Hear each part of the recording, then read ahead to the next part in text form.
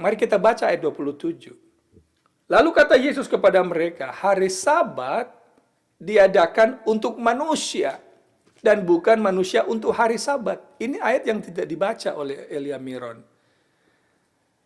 Hari Sabat diadakan untuk orang Yahudi. Apa itu kata ayat ini? No. Hari Sabat diadakan untuk manusia. Nah, kata manusia ini datang dari bahasa aslinya anthropos. Anthropos ini adalah human being, manusia. Saya manusia, Elia Miron juga manusia. Kalau begitu Sabat untuk saya, Sabat juga untuk Elia Miron. Selama kita mau disebut manusia, Sabat itu untuk kita. Sabat untuk orang Indonesia, untuk orang Manado, orang Jawa, Kalimantan, Sumatera, Makassar, Papua, Ambon, Bali, semuanya. Orang Amerika, orang Eropa, Asia, Afrika, Australia, semua kalau mereka mau disebut manusia, Sabat itu untuk mereka, untuk saya. Itu kata siapa? Bukan kata Elia Miron, bukan kata Ram Kenny, tapi kata Alkitab.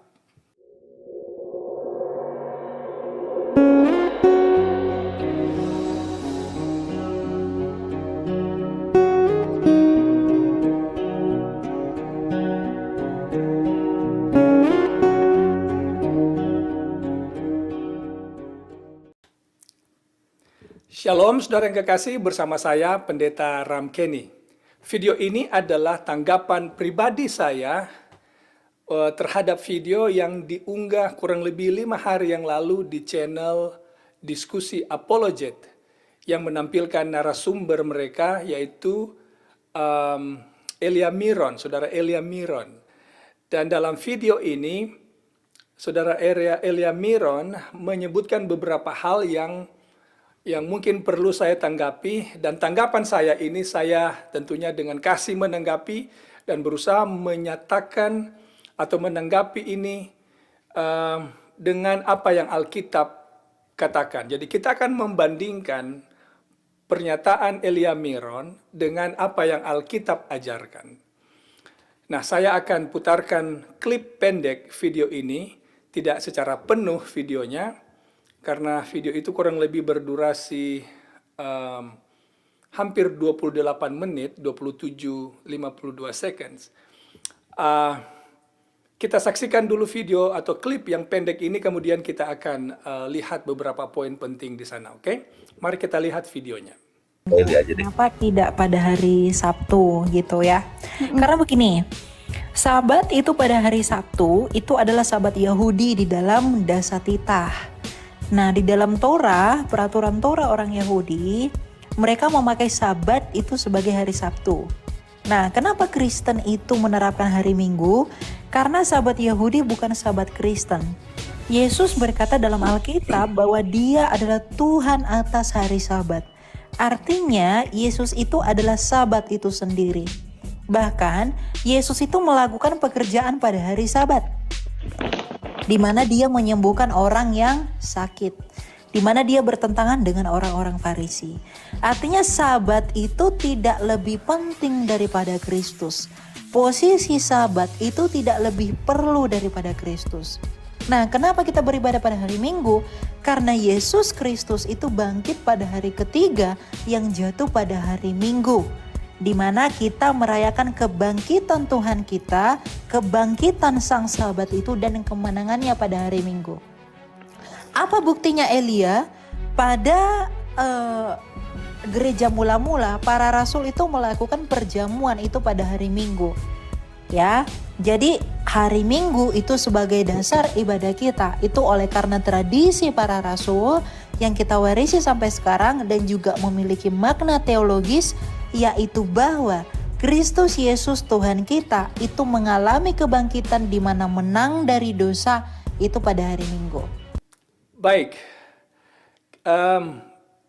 sekarang mari kita lihat beberapa poin yang disebutkan oleh Elia Miron dalam video ini yang akan kita bandingkan dengan apa yang Alkitab tulis, apa yang terdapat dalam Alkitab. Yang pertama yang disebutkan oleh Elia Miron di sini karena ada orang yang bertanya kepadanya, lalu ia menjawab tentang hari Sabat. Disebutkan di sana bahwa Sabat itu adalah Sabat orang Yahudi. Karena Sabat Yahudi katanya bukan Sabat Kristen. Yesus adalah Sabat itu sendiri. Itu pernyataan beliau. Kemudian disebutkan di sana Minggu adalah hari Sabat. Karena Minggu adalah hari di mana orang Kristen memperingati kebangkitan Yesus dan mengikuti tradisi murid-murid yang membuat katanya pertemuan-perjamuan pada hari Minggu. Dan ini by the way ditemukan di Kisah Para Rasul pasal 20 ayat 7 dan seterusnya. Kita akan lihat nanti itu sebentar, oke? Dan menurut dia, pengudusan hari Minggu ini adalah mengikuti teladan atau tradisi rasul-rasul dan gereja mula-mula. Dan katanya kalau orang yang memelihara Sabat harus konsisten dengan 10 hukum, mengapa tidak bakar kurban? Mengapa masih tidak makan ini, tidak makan itu, dan lain sebagainya. Mengapa tidak mengikuti 613 hukum secara keseluruhan? Mengapa hanya 10 hukum saja? Dan hal yang lain yang mungkin saya perlu tanggapi di sini adalah dia menyebutkan orang Advent itu katanya kalau merasa paling benar. Saya ingin mulai dari sana mungkin ya. Yang saya ingin sampaikan adalah gereja Advent tidak merasa paling benar. Tapi yang gereja ini lakukan adalah menyampaikan apa yang benar. Saya pikir ini adalah dua hal yang berbeda, yaitu merasa diri benar dan menyampaikan kebenaran. Tentu kita harus bedakan dua hal ini. Meski terkadang ketika seseorang ingin menyampaikan hal yang benar, dianggap merasa paling benar. Bukan hanya masalah agama, dalam kehidupan setiap hari, kalau saudara ingin menyampaikan hal yang benar, kadangkala kita dianggap juga merasa paling benar dalam sebuah argumentasi, apa saja. Nah, itu yang perlu mungkin saya luruskan. Kita tidak merasa paling benar, tetapi kami ingin menyampaikan yang benar. Meski ditanggapi oleh orang bahwa mereka ini merasa paling benar. Saya pikir itu tidak terlalu tepat dan mungkin perlu saya klarifikasi. Yang saya setuju dengan Elia dalam pernyataannya adalah dia katanya setuju dengan hukum Allah. Nah, ini bagus sekali di sini. Dan dia juga setuju bahwa hari Sabat di Perjanjian Lama memang hari Sabtu. Saya setuju sampai di situ. Tetapi ketika beliau mengatakan bahwa mengatakan hukum Taurat tidak berlaku lagi karena yang penting adalah Yesus, lalu hari Sabat hukum yang keempat ini hanya untuk orang Yahudi, sedangkan 9 yang lain masih berlaku untuk orang Kristen. Nah, saya pikir kita perlu bincangkan ini supaya kita lihat mana sih sebenarnya yang benar. Oke? Saya ingin mulai dengan pernyataan Elia Miron tentang Sabat orang Yahudi. Yang perlu kita tanyakan tentunya, di mana ayat di Alkitab yang mengatakan Sabat itu untuk orang Yahudi? Nah, saya ingin terangkan sedikit saja, mengingat Elia Miron setuju Sabat dalam Perjanjian Lama adalah hari Sabtu. Saya ingin mulai dari Perjanjian Lama kalau begitu. Hari Sabat yang adalah hukum keempat dari 10 hukum Allah, itu didirikan oleh Tuhan, lembaga ini didirikan oleh Tuhan, orang Yahudi belum ada. Karena institusi Sabat didirikan bahkan sebelum manusia jatuh dalam dosa. Itu kita temukan di Kejadian pasal 2 ayat 1 sampai 3. Ketika Allah selesai mencipta, Allah membuat perbedaan dengan hari-hari yang lain. pada hari ketujuh ketika ia selesai mencipta, ia berhenti pada hari itu, ia berkati hari itu, ia kuduskan hari itu. 3 hal yang ia tidak lakukan pada 6 hari yang pertama.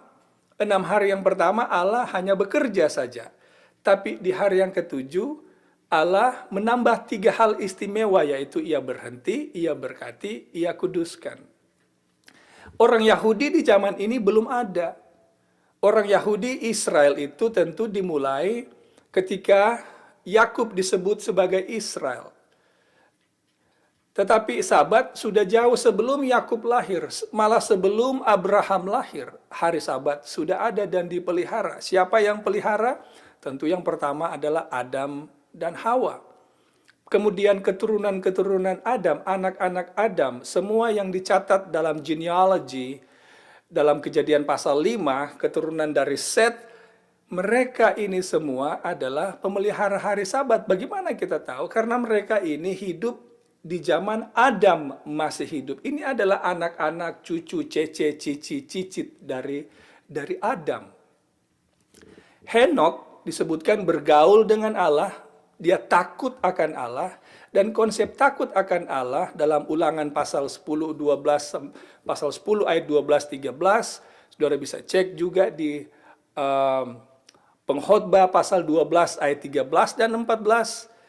Konsep takut akan Allah itu tidak dapat dipisahkan dengan menuruti hukum-hukum Allah. Henok dan Nuh, mereka disebutkan oleh Alkitab berjalan dengan Allah, bergaul dengan Allah. Konsep ini sama dengan menuruti hukum Allah, karena seseorang tidak bisa bergaul dengan Allah, tidak bisa berjalan dengan Allah tanpa menuruti hukum Allah. Oke? Jadi kalau begitu, Henok pemelihara hari Sabat, Nuh pemelihara hari Sabat, Abraham pemelihara hari Sabat, karena dalam Kejadian 26 ayat 5 Abraham menuruti 10 hukum Allah, yang dimana hukum keempat adalah hari Sabat. Dan saudara Elia Miron setuju dengan ini, karena di Perjanjian Lama Sabat itu memang dipelihara. Nah, saudara yang kekasih, dengarkan baik-baik. Semua nabi-nabi Perjanjian Lama adalah pemelihara hari Sabat. Nabi Musa, mulai dari Abraham tentunya, Abraham, Ishak, Yakub, Yusuf, Musa, nabi-nabi dalam Perjanjian Lama. Kita bisa sebutkan, saya bisa berikan kepada saudara contoh Elia, contohnya adalah pemelihara hari Sabat. Dari mana kita tahu? Elia ini saudara, dia menegur Raja Ahab karena Raja Ahab menyembah berhala yang adalah pelanggaran terhadap 10 hukum Allah. Kalau begitu Elia ini adalah seorang yang membela hukum Allah. Hukum Allah itu ada berapa? Ada 10. Dan tidak bisa kita pisahkan 10 ini. 10 hukum Allah ini adalah satu kesatuan yang tidak bisa dipisahkan. Umat-umat Tuhan kalau dia menurut semua. Berarti Nabi Elia bukan hanya membela hukum yang pertama untuk tidak ada Allah lain, tapi berarti dia juga adalah membela 10 hukum Allah, di mana hukum keempat adalah hari Sabat. Nabi Daniel, Yeremia, Nehemia, Hosea, semua nabi-nabi Perjanjian Lama pemelihara hari Sabat. Karena jangan lupa, kita sudah pelajari pada beberapa video yang lalu, prinsip mempelajari Alkitab adalah Alkitab itu tidak bertentangan. Nabi-nabi Allah tidak akan bertentangan satu dengan yang lain. Mana mungkin Nabi Elia pelihara Sabat, lalu Nabi Yesaya tidak pelihara hari Sabat. Tidak, karena semuanya ini satu. Mereka menyembah Allah yang sama. Bahkan Yesaya menyebutkan hari Sabat itu akan ada sampai di dunia baru.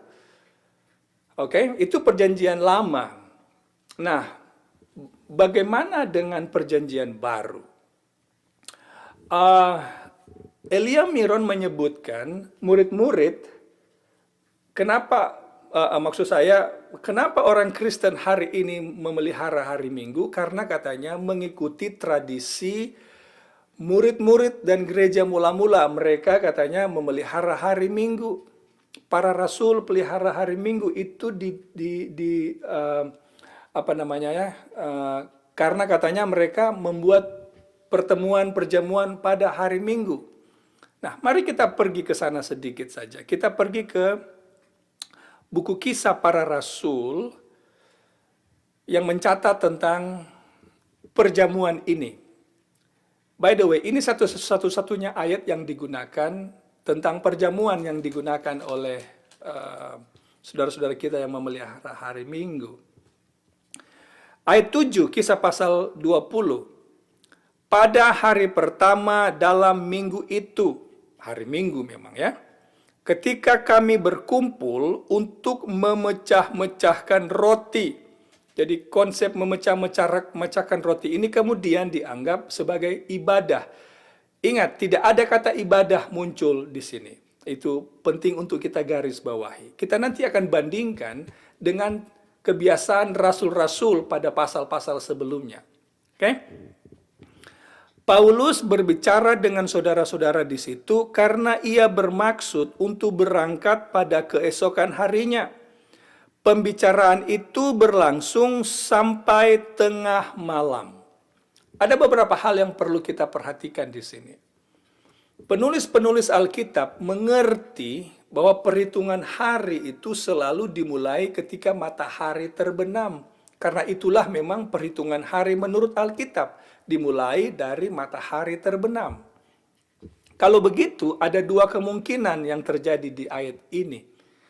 Pertemuan memecah-mecahkan roti ini bisa saja terjadi pada hari Minggu yang berlangsung sampai tengah malam. Kemungkinan yang kedua adalah pertemuan ini terjadi pada hari Sabtu petang sampai tengah malam. Nah, mari kita lihat yang mana yang lebih mungkin terjadi dari dua kemungkinan yang tadi. Saya lebih yakin pada kemungkinan yang kedua, yaitu pertemuan ini yang dilakukan oleh Paulus memecah-mecah roti ini paling mungkin terjadi pada hari Sabtu malam. Ketika matahari terbenam, karena kalau matahari terbenam di hari Sabtu, itu sudah hari pertama dalam minggu, dan penulis Alkitab mengenal ini. Mereka mengetahui ini. Jadi, pertemuan ini sangat mungkin terjadi Sabtu malam ketika selesai matahari terbenam, yang berlangsung sampai tengah malam. Mari kita lihat kenapa mereka berkumpul. Apa alasan mereka berkumpul? Kita baca lagi ayat yang tadi. Karena ia bermaksud untuk berangkat pada keesokan harinya. Jadi pertemuan ini bukan, kalau kita lihat, saya akan terangkan ini saudara ya. Pertemuan ini bukanlah ibadah. Pertemuan ini memecah-mecah roti adalah hal yang biasa mereka lakukan. Dan khususnya pada kesempatan ini Paulus ini bisa saya katakan event ini adalah farewell kepada Paulus yang akan meneruskan perjalanan misionarisnya ke daerah yang lain. Dan ini berlangsung pada Sabtu petang ketika matahari terbenam. Dan Paulus berbicara cukup panjang. Mari kita lihat ayat yang selanjutnya. Ayat 8 bagian akhir, ayat 9 maksud saya, karena Paulus amat lama berbicara. Jadi cukup lama dia bicara. Sampai tengah malam. Bukan hanya sampai tengah malam, kalau kita lihat di sini sampai hampir pagi, hampir subuh ini pembicaraan ini. Kalau ini dibuat dari hari Minggu pagi, sangat tidak mungkin karena dari Minggu pagi berarti siang, sore, tengah malam. Terlalu panjang. Nah, kita loncat lagi ke ayat 11. Setelah kembali di ruang atas, Paulus memecah-mecahkan roti lalu makan. Jadi dua kali memecah-mecah roti ini disebutkan karena ada interupsi di tengah. Ketika memecah-mecah roti yang pertama, Paulus berbicara, kemudian ada satu orang yang tertidur, lalu dia jatuh, lalu dia mati. Itu menginterupsi percakapan Paulus. Paulus harus datang ke bawah, ke ruang bawah, lalu membangkitkan orang ini. Lalu diteruskan lagi ayat 11. Habis makan, masih lama lagi ia berbicara, sampai fajar menyingsing. Jadi kemudian yang terjadi, pertemuan ini berlanjut. Nah, saudara yang kekasih, tidak ada ibadah sampai fajar menyingsing. Karena ini bukanlah ibadah. Ini adalah farewell. Ini perpisahan kepada Paulus yang akan melanjutkan perpisahan. Mengapa kita yakin ini bukan ibadah? Satu, tidak ada indikasi kata ibadah pun tidak muncul. Jadi tidak ada indikasi sama sekali mereka beribadah di sini. Mereka tidak membaca firman Allah yang biasanya dilakukan dalam ibadah-ibadah. Nah, sekarang mari kita bandingkan dengan tradisi, kebiasaan rasul-rasul perjanjian baru. Karena Elia Miron mengatakan pengudusan hari Minggu mengikuti tradisi rasul-rasul, dimulai oleh rasul-rasul dan gereja mula-mula. Mari kita lihat kebiasaan rasul-rasul yang dicatat juga di buku Kisah Para Rasul. Memecah-mecah roti ini terjadi di pasal 20. Ini penting untuk kita ingat. Sekarang mari kita buka tidak lama sebelum pasal 20. Oke. Kita mulai dari pasal 13. Saya akan tunjukkan kepada saudara, inilah kebiasaan para rasul. Pasal 13, kita baca ayat 13 dan 14. Lalu Paulus dan kawan-kawannya meninggalkan Pafos dan berlayar ke Perga di Pamfilia. Tetapi Yohanes meninggalkan mereka lalu pergi ke Yerusalem. Dari Perga, mereka melanjutkan perjalanan mereka, lalu tiba di Antioquia di Pisidia. Pada hari Sabat, hari apa saudara? Hari Sabat. Mereka pergi ke rumah ibadat, lalu duduk di situ. Nah, mari kita bandingkan di sini. Di pasal 20 ayat 7 disebutkan pada hari pertama minggu itu. Berarti kita sudah jelas di sini. Elia Miron percaya hari pertama itu adalah hari Minggu. Ini penting untuk kita lihat. Jadi hari pertama adalah hari Minggu. Berarti Sabat bukan Minggu. Karena Sabat itu hari ketujuh, bukan hari pertama. Nah, para rasul dalam pasal ini disebutkan pergi ke rumah ibadat yang mereka temukan pada hari Sabat. Bukan hari pertama dalam minggu. Oke? Nah, lalu kita baca ayat 27. Sebab penduduk Yerusalem dan pemimpin-pemimpinnya tidak mengakui Yesus. Ini orang-orang Yahudi ya. Dengan menjatuhkan hukuman mati atas dia. Mereka menggenapi perkataan nabi-nabi yang dibacakan setiap hari Sabat. Oke, mari kita teruskan sekarang masih pasal yang sama, sekarang ayat 42 dan 44. Jadi Paulus berusaha meyakinkan orang Yahudi ini. Mari kita lihat ayat 42. Ketika Paulus dan Barnabas keluar, mereka diminta untuk berbicara tentang pokok itu pula pada hari Sabat berikutnya. Sudah berapa Sabat di sini, saudara? Sudah 2 Sabat. Nah, kalau begitu, sekarang ayat 44. Pada hari Sabat berikutnya, berarti sudah 3 Sabat berturut-turut ini ya, datanglah hampir seluruh kota itu berkumpul untuk mendengarkan firman Allah. Nah, mari kita buat perbandingan di sini, saudara, dengan kisah pasal 20. Di kisah pasal 20 tentang memecah-mecah roti, tidak ada kata atau ungkapan atau frase berbicara tentang mendengarkan firman Allah atau membaca dari firman Allah. Tidak ada. Kata ibadah pun tidak ada.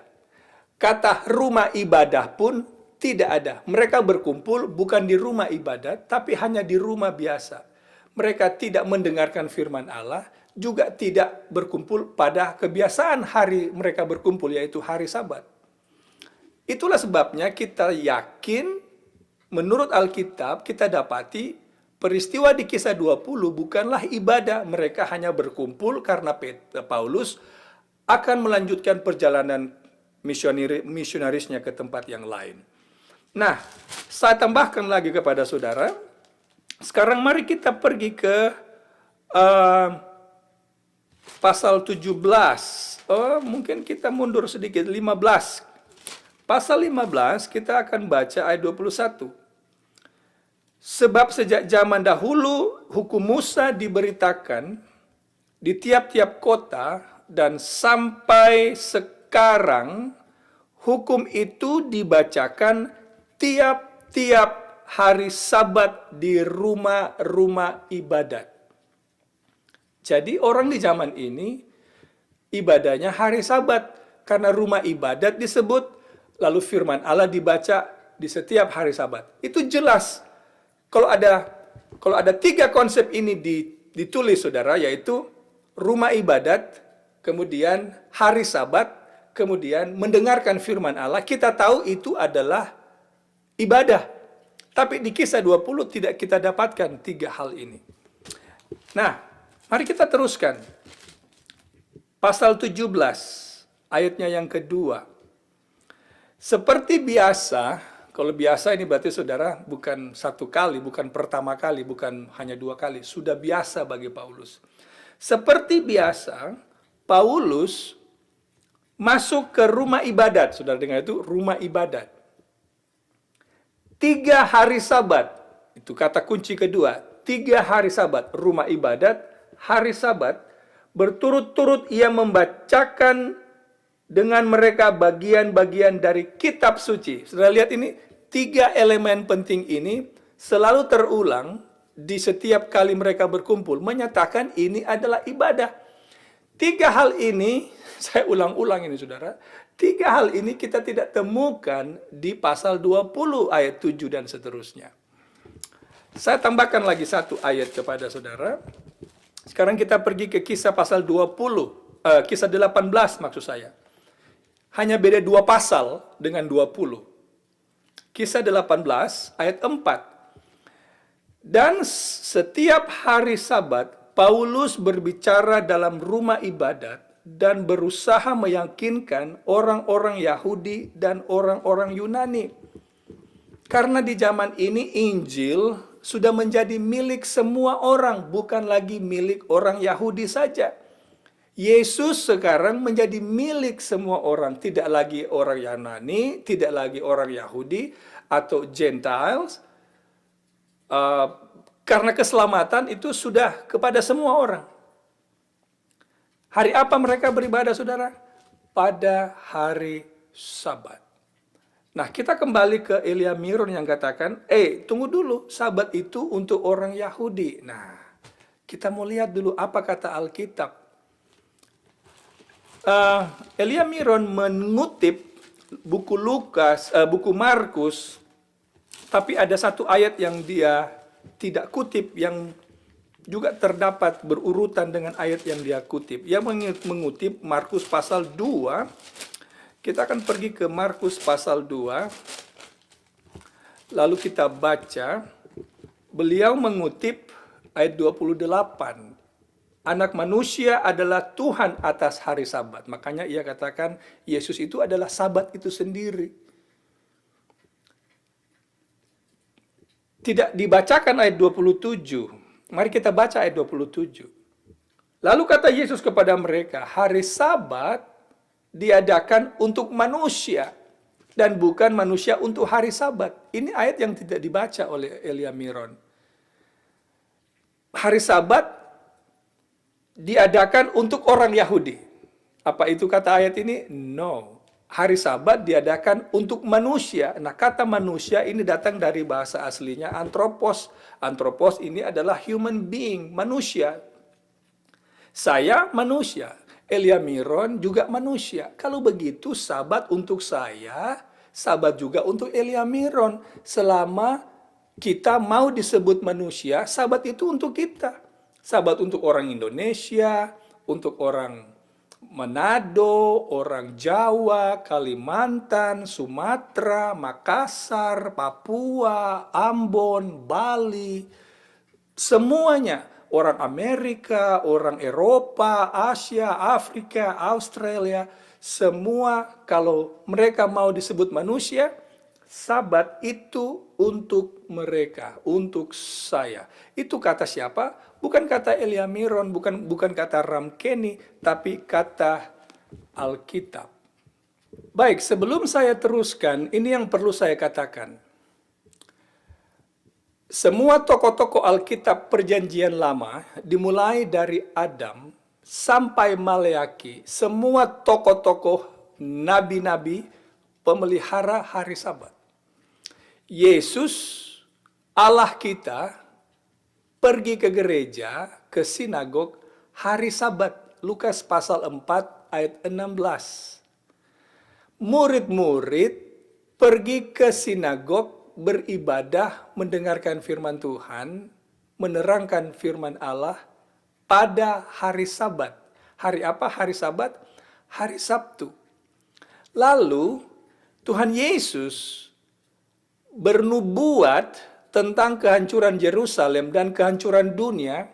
Itu dicatat di Matius pasal 24. Lalu kita akan temukan ayat yang menarik di sana, yaitu ayat 20, di mana Yesus meminta umat Tuhan berdoa agar masa pelarian nanti, karena dengar saudara, akan terjadi aniaya kepada umat Tuhan yang tetap memelihara, menghormati Allah, karena cinta mereka kepada Allah, mereka menuruti 10 firman Allah termasuk hari Sabat. Kelompok ini akan dianiaya. Siapa yang akan menganiaya? Akan dianiaya oleh musuh Allah. Dalam hal ini, dalam nubuatan kitab Wahyu, si tanduk kecil yang akan menganiaya. Pelopornya akan menggunakan kekuatan dunia, tapi kekuasaan di balik semua ini adalah tanduk kecil. Akan menganiaya umat Tuhan. Itulah sebabnya Yesus minta untuk berdoa supaya ketika masa itu tiba, masa pelarian tidak jatuh pada musim dingin dan hari Sabat. Artinya saudara, hari Sabat akan tetap masih menjadi hari ibadah umat Tuhan sampai menjelang Yesus datang. Bukan sampai di situ saja sebenarnya. Karena Yesaya pasal 66, 22, dan 23 mengatakan, sampai di sorga pun kita akan tetap beribadah kepada Tuhan pada hari Sabat. Nah sekarang mari kita lihat yang komentar yang berikut. Sekali lagi saya menerangkan ini dengan kasih, kemudian mengajak saudara untuk membandingkan sendiri apa yang dikatakan oleh Elia Miron dan apa yang Alkitab katakan, bukan Ram Kenny loh. Alkitab yang katakan. Nah, kalau katanya konsisten, mengapa tidak bakar kurban? Well, kurban-kurban bakaran, persembahan-persembahan bakaran yang dilakukan oleh orang Israel di zaman Musa, dimulaikan di zaman Musa dan seterusnya, bukan hanya di zaman Musa sebenarnya dimulai, zaman Adam, persembahan korban itu sudah dimulai. Anak domba yang dipersembahkan, Adam, Kain, dan Habel, seterusnya, sudah dimulai ini. Siapa domba korban bakaran ini? Melambangkan siapa? Ini adalah lambang Yesus Kristus, anak domba Allah yang menghapus dosa dunia. Jadi ketika Yesus mati di kayu salib, semua perayaan-perayaan korban bakaran yang melambangkan Yesus genapi di kayu salib. Jadi semua hukum-hukum upacara, hukum Taurat yang berhubungan dengan persembahan kurban, hukum-hukum upacara, ini telah digenapi oleh Yesus sebagai the real domba. Itu sebabnya hari ini kita tidak perlu lagi membakar domba atau mempersembahkan kurban domba atau kurban bakaran, karena yang sesungguhnya sudah datang. Bayangan itu telah bertemu dengan yang asli. Tidak perlu lagi kita mempersembahkan kurban bakaran. Lalu soal makan haram dan tidak haram. Saudara yang kekasih, Yesus mati tidak mengubah status binatang. Yang Yesus ubah adalah status saudara dan saya. Itu jadi kedatangan Yesus ke dunia ini merubah status saudara dan saya. Itulah sebabnya Yohanes 3 ayat 16, barang siapa yang percaya, binatang tidak disebutkan di sana. Barang siapa ini adalah saudara dan saya. Yang percaya kepadanya tidak binasa, tapi beroleh hidup yang kekal. Sebagai perbandingan kepada saudara, mari saya baca satu ayat. Ini ayat yang pertama-tama yang saya ingat ketika mama saya memukul bibir saya sampai berdarah karena saya makan daging babi. Lalu ini ayat yang dibacakan kepada saya oleh mama saya. Yesaya 66 ayat 17. Mereka yang menguduskan dan mentahirkan dirinya untuk taman-taman dewa dengan mengikuti seseorang yang ada di tengah-tengahnya yang memakan daging babi dan binatang-binatang jijik serta tikus, mereka semuanya akan lenyap sekaligus. Demikianlah firman Ramkeni. Apa itu kata Alkitab? Disebutkan di sana, demikianlah firman Tuhan. Nah, Tuhan yang berfirman ini, saudara, tidak berubah dulu perjanjian lama, sekarang di zaman saudara dan saya, sampai selama-lamanya.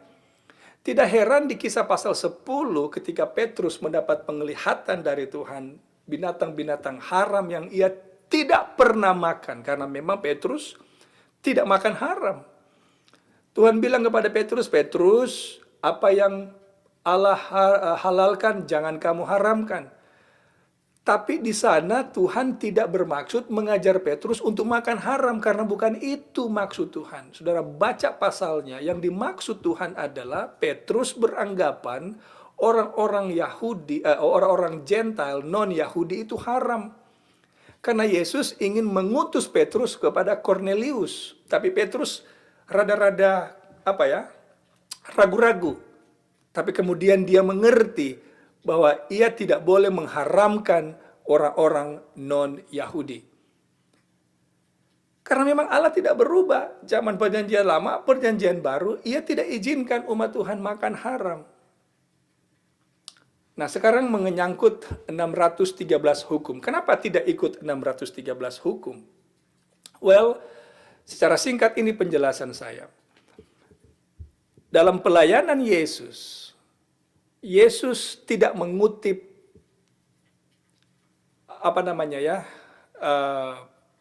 menggunakan untuk meyakinkan orang menggunakan 613 hukum tambahan, karena ini hukum yang diciptakan oleh orang Israel sendiri untuk ini dimulai ketika mereka kembali dari pembuangan di Babel. Mereka berjanji kepada Tuhan untuk tidak jatuh lagi dalam pemberontakan, maka mereka membentuk tembok untuk memelihara, menjaga umat Israel untuk tidak lagi melangkahi firman Allah. Maka mereka tambahkan ini 613 hukum ini. Tapi Yesus menegur orang Israel karena hukum ini bukan untuk menjadi berkat, tetapi membebani orang Israel.